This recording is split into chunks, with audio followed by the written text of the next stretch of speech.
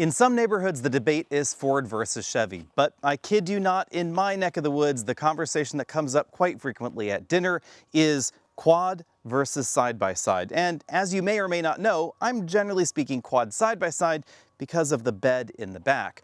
But this week, Polaris has let us borrow the most insane quad currently on sale in North America, at least in my opinion, and it's this 90 horsepower Polaris Sportsman XP 1000. Yep, you heard that right. 90 horsepower in something that weighs far less than 1,000 pounds. And interestingly enough, that's more than 3 times the horsepower of this side-by-side. So in this video, let's not talk just about the Polaris, although we're clearly going to do that. We're also going to talk about just what it's like out here, because a lot of folks have asked for more videos on what happens on the other side of the hill. And, you know, this is a backdrop you've probably never seen before. Now this backdrop, that is an explanation for a later day, but we are excavating for a new building on site, and there's going to be a big concrete retaining wall poured there, hopefully before it starts to rain. Although this hillside is sandstone, and it's not really going anywhere very easily, which is why we've been digging at it with the excavator and a single-tooth claw for quite some time. Anyway, let's get into the Polaris.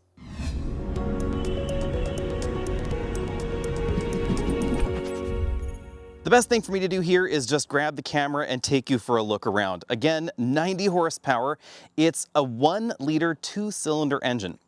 And the engine in a lot of quads like this, they're basically located right there beneath the handlebars. So if I take off the seat, you can see more of what's going on here.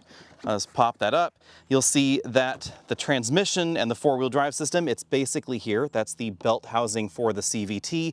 The engine's right under there. We have the air cleaner right over there. And this is a liquid-cooled engine. So we have a radiator up front, and of course we have a winch as well. That's a really handy touch. And I love the fact that this is not a steel cable winch. It's actually a composite cable or a plastic cable basically. That's essentially what I have over here on my side-by-side. And that's a touch that we do use an awful lot. The big reason, of course, to get a quad is because, A, it's obviously more fun. I mean, just check it out, 90 horsepower and something like this. That's absolutely bonkers. But also they're easy to transport around because of their size. It's less than 4 feet wide. It's about 60 or so inches in terms of its wheelbase, just under, and the overall length will fit in the average half-ton pickup truck bed. And because the curb weight of this is under 900 pounds, it'll actually fit in the average payload capacity of the average half-ton truck as well. Back here, this is where you can strap cargo down. There's also some additional cargo capacity inside that little compartment, and up front I'll show you that as well.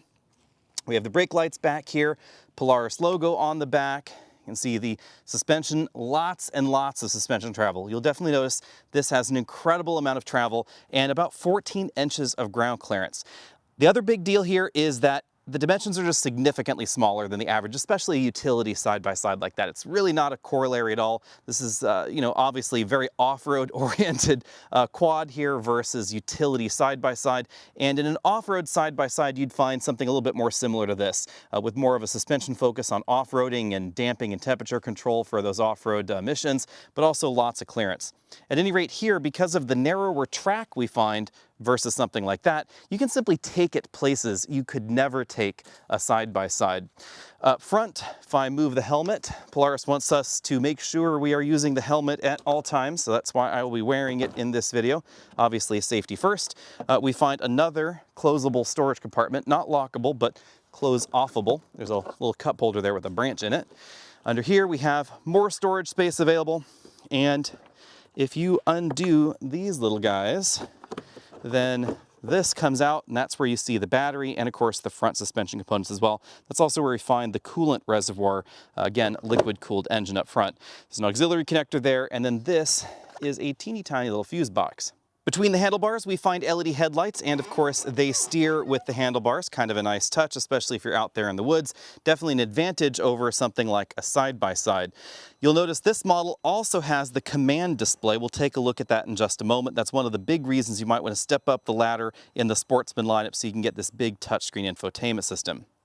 On the tire front, we have 27x9s up front on 14-inch rims, and then we have slightly wider tires in the back. These are 27x9s in the rear, also 14-inch rims. Now, before we get out on the trail, let's talk about some of the controls, especially this big touchscreen right in the middle of everything, because that's certainly one reason you might want to choose the upper end trims over the base models. Over here on this side, we have the controls for the headlights. We also have the controls for the winch in and out right there, an engine start and run option right there. This little button controls the display, so I can choose between the map display or the various different displays there. They're basically 3 different looks that you can get on this screen. There's a control knob over here for moving the map around if you want to do that rather than touching the screen. There's a back button over there, and then there's a Polaris button that works the same way as the Polaris touchscreen right there. You can then move through some of the options with these little buttons as well. Now, what's cool about this system obviously is that A, it looks pretty darn good. You can also choose how you want your information displayed, whether your tachometer digitally or in that analog format right there. But the map is what's really kind of cool here. So if we go back over to the map, you'll notice not only do I see where I am, you can also get elevation information, and importantly, you can also participate in group rides. That's one of the really cool touches here. There's an onboard vehicle-to-vehicle antenna in some models, so you have to make sure that you're buying one with the vehicle-to-vehicle antenna if you want that function, or it can actually pair with your smartphone and use your cellular data to communicate with the other members in your party. And then they will show up on the map, so you can find out where they are. If someone gets a little bit lost, it's a little bit easier to find them, and you can message through the system as well. I really appreciate the onboard vehicle-to-vehicle antenna function, because if you're really out there in the back of beyond, you might not have great cell coverage. And actually, in this area, I really don't have much cell coverage at all. You can see right now I have my smartphone connected and it thinks there's absolutely no signal at all, and I am effectively in my backyard. So the vehicle-to-vehicle antenna would definitely be a really handy touch. Also kind of cool, we have a Bluetooth interface in the vehicle. So if you see over here, we have Bluetooth playing on my phone, but you can't hear it because there's no speaker on board here. Instead, it's going to interface with certain headsets. So you pair your Bluetooth headset with this unit right here, then you can get your calls, etc. through the headset. You don't actually pair the headset with your phone. You pair your phone with this, then you pair your headset with this as well. It passes the data and the sound through there. Now over here on this side, we have the throttle and we have the control for the 4-wheel drive system. Of course, Polaris calls it all-wheel drive. Over here we have the engine start-stop key, USB interface port there. You can actually use USB rather than just Bluetooth. Under this one, we find a power port. That's one of the SAE style power ports. That's a really handy touch as well for accessories. And then your regular 12-volt lighter socket right there. Down here, we have the shifter. You'll notice it's a CVT with a high range, a low range, neutral, reverse, and then park, which is what we're in there. So with all that out of the way, let's just get out on the trail. Now, before we get to anything major, the next thing I need to do, of course, is get another camera on here. Let's go ahead and do that. You know, I have to admit, I am not the biggest fan of helmets, but I'm kind of glad that Polaris is making us wear one. All right, now that we have that fun camera mounted, let's just go on a quick little tour. Let's see what we can get through here. Over here we have, you know, my flatbed trailer. We have a chipper, tow those a lot. Down here, storage space, kind of random stuff there. This is where the box trailer lives at the moment, and you can see the ever so popular Jeep right there. Let's see if we can just sort of scoot up next to that. The size of this really does make it handy to get around some of these areas here, obviously. And then let's just go for the tour of what I normally do on a weekend. So obviously, you know, some time may need to happen there in the shed. That's where some, you know, minor work happens, etc. Today is actually a really good day because you can see the ocean in the distance. That's technically the Pacific Ocean. I suppose a real estate agent might call this ocean view, something along those lines. One thing I definitely notice is that the engine braking in this is very, very aggressive. Definitely more aggressive than I had expected. Certainly causes sometimes some issues stability-wise on some of these gravel trails compared to the average side-by-side. But the first thing I typically do every weekend is wander all the way to the bottom to check on the solar panels, since we do live off-grid. And as you can see, there are, you know, definitely Lots of squirrely trails here.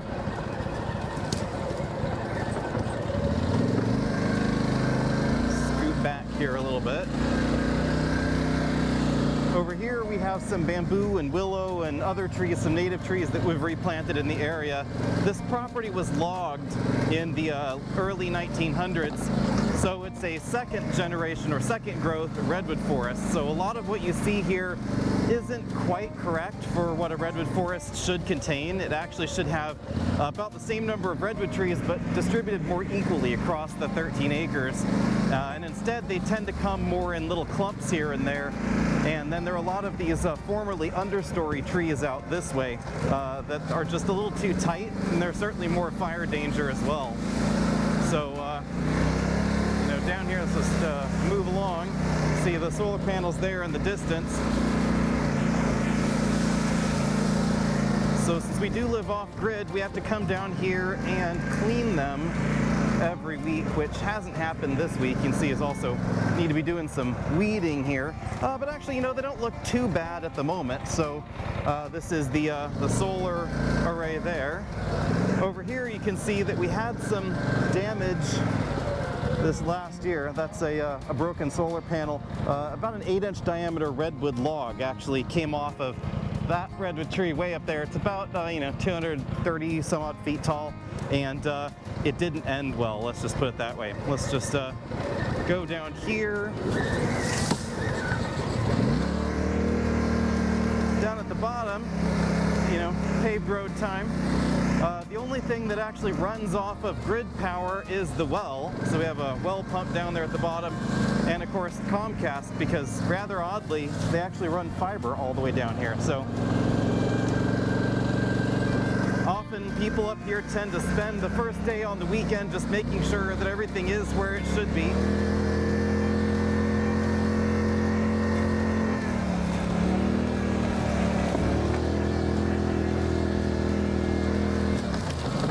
You know, 90 horsepower is kind of nice at some point. I will say though, this vehicle has a few different drive modes. So if I stop here for a second, see if I can go back here, you notice we have ride mode, work, standard, and performance. That affects the output and the way the throttle calibration functions. It is very, very touchy on the throttle if you're not in the work mode. If you're in performance mode or normal mode, 90 horsepower comes on real fast, and it's very easy to get into trouble at something like this.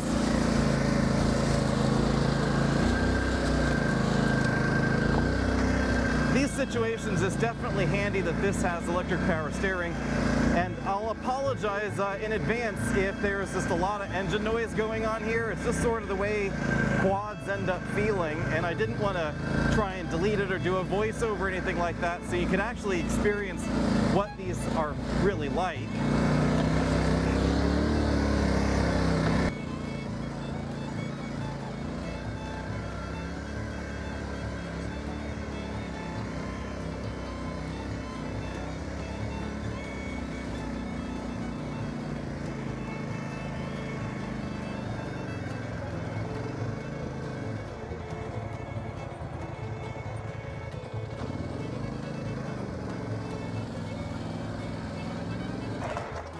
Then it's time to check on some of our random gardening projects. We decided to plant some giant timber bamboo. So these are hollow timber bamboo. These should get hopefully around 60 feet tall or so. You can see right now they're maybe about 7 or 8 feet tall. This culm is probably the largest of the bunch, but hopefully we'll actually be able to harvest some bamboo this next year. And you might be wondering, why would we want to do that? Well, it all has to do with what's down this trail.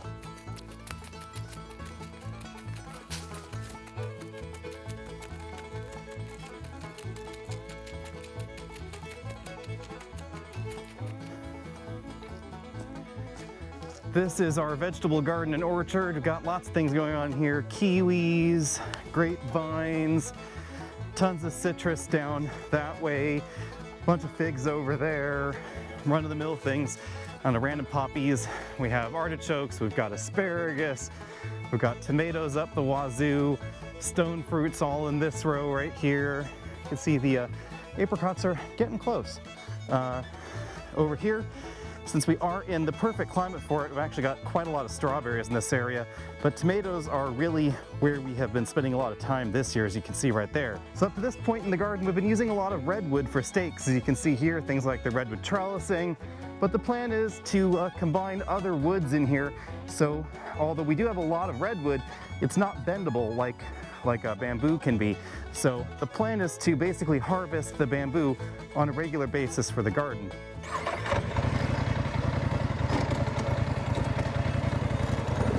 Next thing we need to do is back out of here because hillside slope is a little bit too much for this. Maximum recommended grade 25 degrees, which is, you know, actually a pretty steep grade, all things considered. But basically from here, if we were in the right gear, there we go.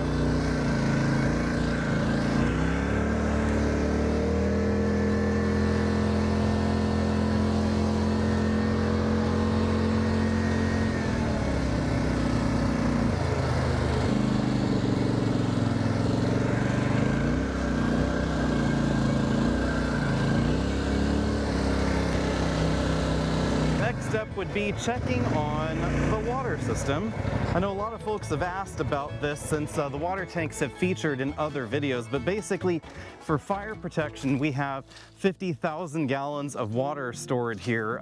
It's far more than is required, and they're in 5,000 gallon tanks because of some of the quirky rules around here about permits. You don't need to do anything, you don't need a foundation, etc. No permits required for 5,001 gallons or less.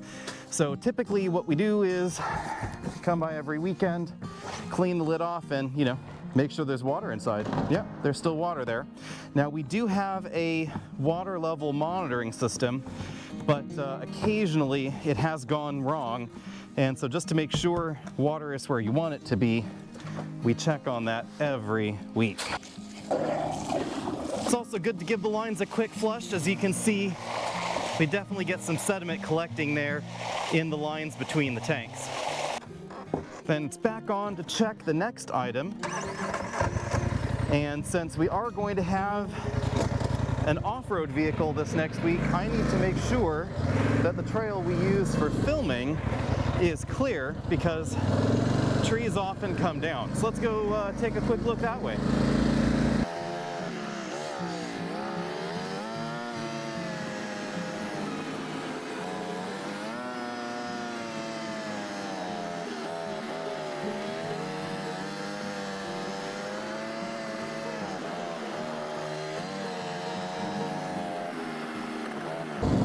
These kinds of trails are definitely where weight transfer on the vehicle is important. You know, downhill grades, this is really kind of slick, very powdery soil with lots of leaves on it, and the aggressive engine braking here can sometimes make the rear end just a little squirrely if you're not shifting your weight around quite right. I am by no means a professional quad driver. As I've already said, I tend to prefer a side-by-side, but I'm sure the motorcyclists in the crowd will definitely be judging my leaning, etc. here.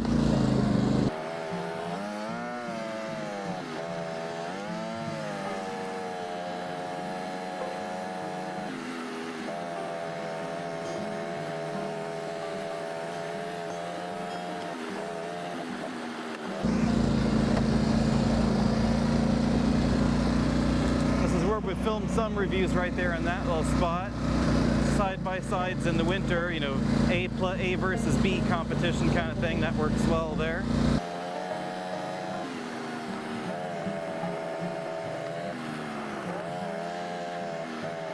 Oh, well, there's a tree. Definitely have to take care of that one. Well, this can go through, but the pickup truck this weekend can't. There is just so much power in this quad, it's insane. I mean, more than just like an 1/8 inch movement on the throttle really starts to make you question your sanity.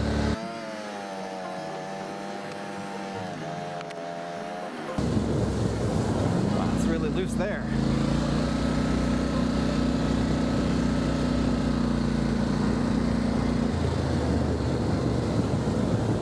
Oh, and some definitely dips and dives from the winter here. Winter was not kind on this trail.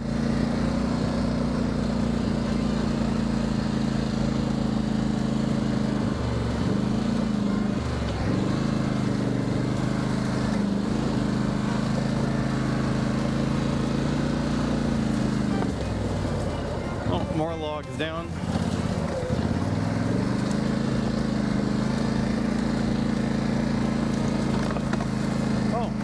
Redwood tree down. That's going to be a bigger job.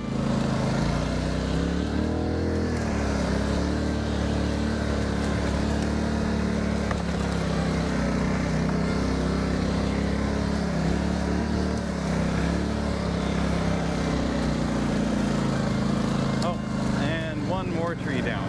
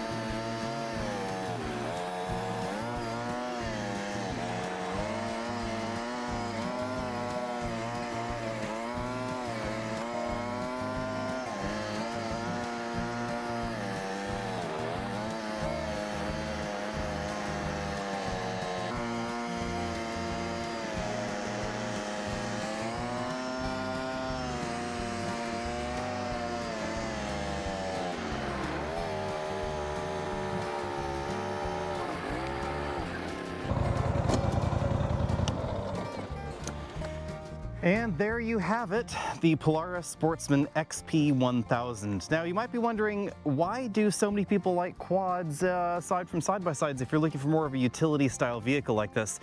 One very logical answer is that this is about 33% less expensive than the Polaris Ranger XP1000, which interestingly does not have quite as much power as this, but it does have more towing, more payload capability. Payload capability here is only a few hundred pounds outside of the driver, so if you have a 200-pound driver here, you don't really have an awful lot of payload capacity left. You can see here, maximum rack load 240 pounds to the back, front load 120 pounds.